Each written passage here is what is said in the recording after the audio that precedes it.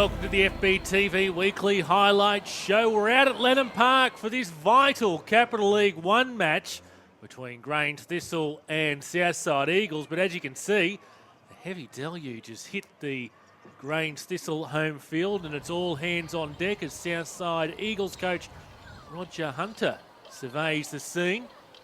All sorts of contraptions out there trying to get this match underway and the field in playing order. Doesn't appear to be much hope, just a muddy mess down that end of the park as referee Jared Gillette consults with both coaches. Obviously discussing his final decision, shakes hands, and this one is off. And well worthy of their win. I'd like to invite Richard to come up with the team captain and accept the Capital League 3.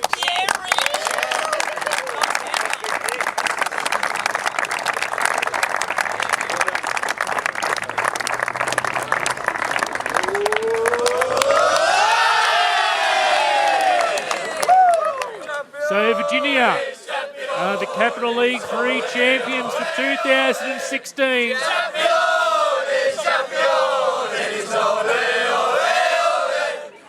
Well, thanks very much. It's great to see so many people come down here and support what is a really great club, a great community club, and nothing reflects that more than the success on the field as well. Congratulations, ladies. The skill out there tonight was incredibly impressive. You've obviously had a great season and finished it off with a great win. So don't party too hard tonight, though, okay? Thank you. So Mitchelton are the Mount Franklin Women's Premier League champions, being presented their trophy by Football Brisbane President Brendan Boss.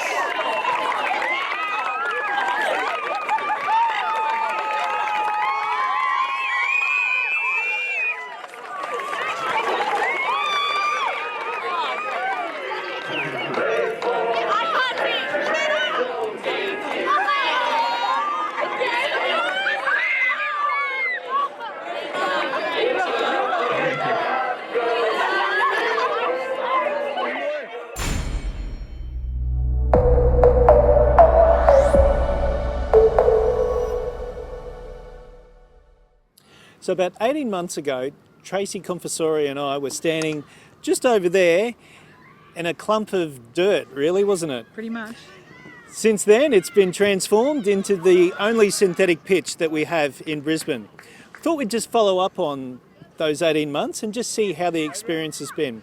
Welcome, Tracey. Thank you. Tell us about the field. Has it come to your expectations? Has it lived up to them? Yeah, definitely, Darren. The one thing that we found that as soon as we opened it, there was a heavy rainfall and most of the other grounds were closed, and we were able to remain open, and we continue to do that. So high availability for both games and training, so we're pretty happy with that. The construction, did it all occur on budget and on time? It was within budget. It was slightly delayed when we had some rough weather, but pretty much instead of being February, it was done by opening in May, but we were starting to train in April on it. So pretty much within the tolerances. Okay. Just thought we'd run through a few of the things that we mentioned at the time that you were sort of looking as goals as having the pitch here. Particularly in the off-season, you were going to get other groups using it. Yep. Has that come about? Yeah, we have a number of groups that come and use our fields. We have community use, we also have field hire, Special Olympics, and we also run 5 and 6-a-side competitions in the off-season. So it's pretty much 12 months of the year now, a high availability that we can offer if anyone wants to come and use it, as long as it works within our normal football operation schedule. So that's the main thing for what we want to use it for. And is the club getting rental income from that? Yeah, we do get a slight income from it, but that goes towards then the maintenance of it, as far as sweeping and grooming of the fields and things like that. So, yeah. Now, just on that, has the maintenance been what you expected? Has it been more high maintenance than you thought? In the first instance, just to make sure that it was all groomed and we kept all the infill levelled out, that took a little bit extra, but now that that's in place and well settled, it's a lot easier for us. Lower costs as far as there's no line marking costs on these, obviously, because they're all permanent. So we only really have to sustain 2 other fields of turf field now, and so our overall maintenance cost has reduced. So are there any negatives that you've experienced? I think it's a cultural adjustment for both our club internally, but also our visiting clubs. That's probably the one thing, the challenges. There is an upkeep that we need to do and keep it at high availability, but also needing to make sure that the condition of the field is maintained, because it's FIFA approved. They will do inspections to make sure that there's no contamination. So that means pretty much only water is allowed on the pitch, and that keeps it nice and clean and it's in good condition. We had Polytan, our installers, come and look at it, and they were very happy. They said it's one of the best kept and maintained fields they've seen since they've done an implementation. You've always got someone just over there making sure that everyone's feet is clean before they set foot, aren't you? Yeah, correct. And it's mainly for the contamination reason. If we have clean boots, and I always think you should have clean boots because they're your tool of trade anyway, but to keep the mud off the pitch so that doesn't get bogged into the turf, that's probably the biggest. And chewing gum. We say no chewing gum, because that can obviously cause problems, but that's the same on a turf field as well, because you don't want to be running around in chewing gum on any field. What about in summer? How hot does the field get? Yeah, well, we've got a coolant green infill. It's not the black rubber, so it's actually a lot cooler than what the black rubber infills would be. And while it's warm, it's certainly nowhere near as hot as the black infills that we could have gone with. But we did assess that, and we determined that let's go for the coolant. Slightly more expensive, but it's paid off in the end because we can use it even in the hot weathers without any significant outcome from it. So it's quite good. Talking with other players who've, they come over, they play a game, a lot of them express that on the next day they get a lot of sore knees and sore ankles from playing on the pitch.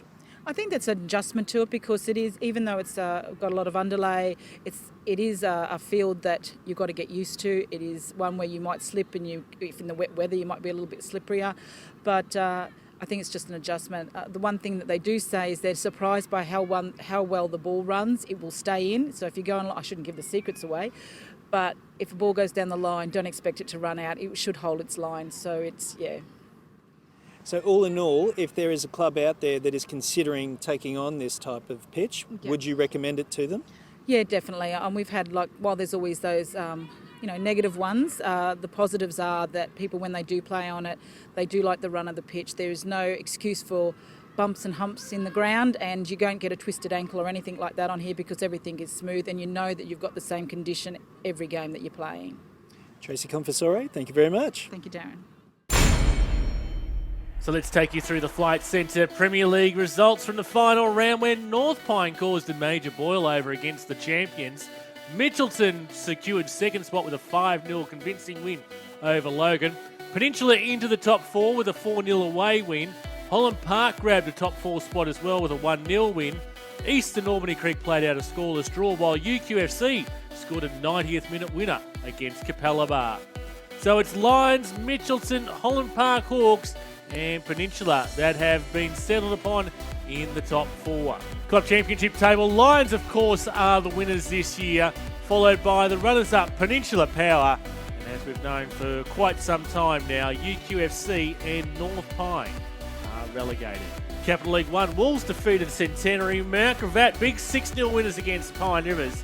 North Star was 6-1 winners against Moggle. Bayside defeated Brisbane Knights. South United 3-1 over Taringa.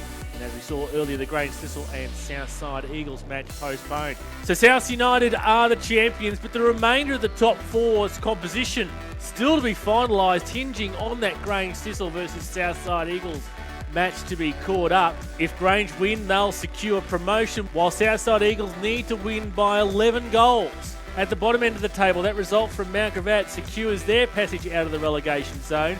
It will be Centenary, Stormers and Pine Rivers making the drop to Capital 2. In Capital 2, Park Ridge won away from home.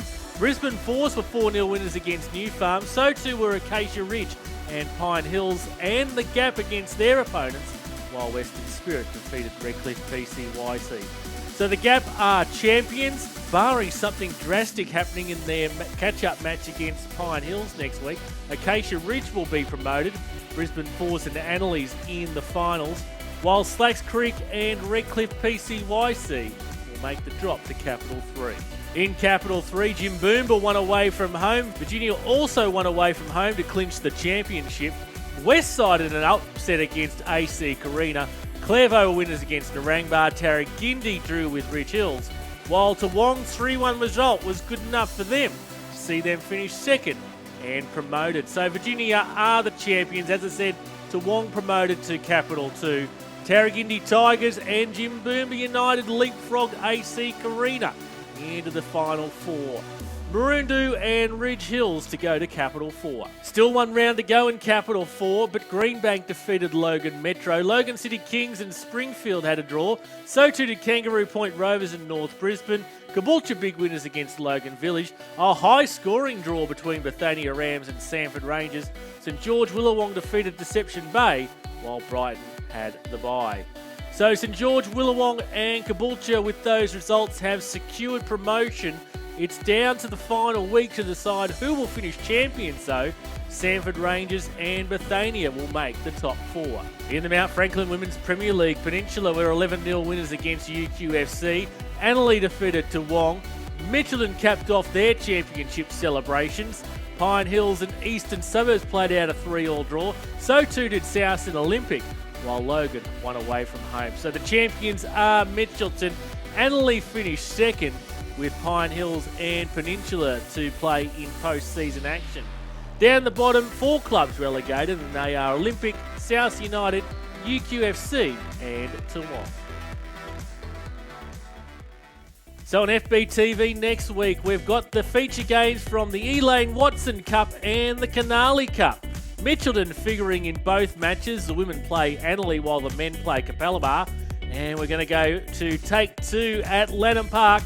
That crucial Capital 1 round 22 catch-up match that will decide the second promotion spot between Grange Thistle and Southside Eagles.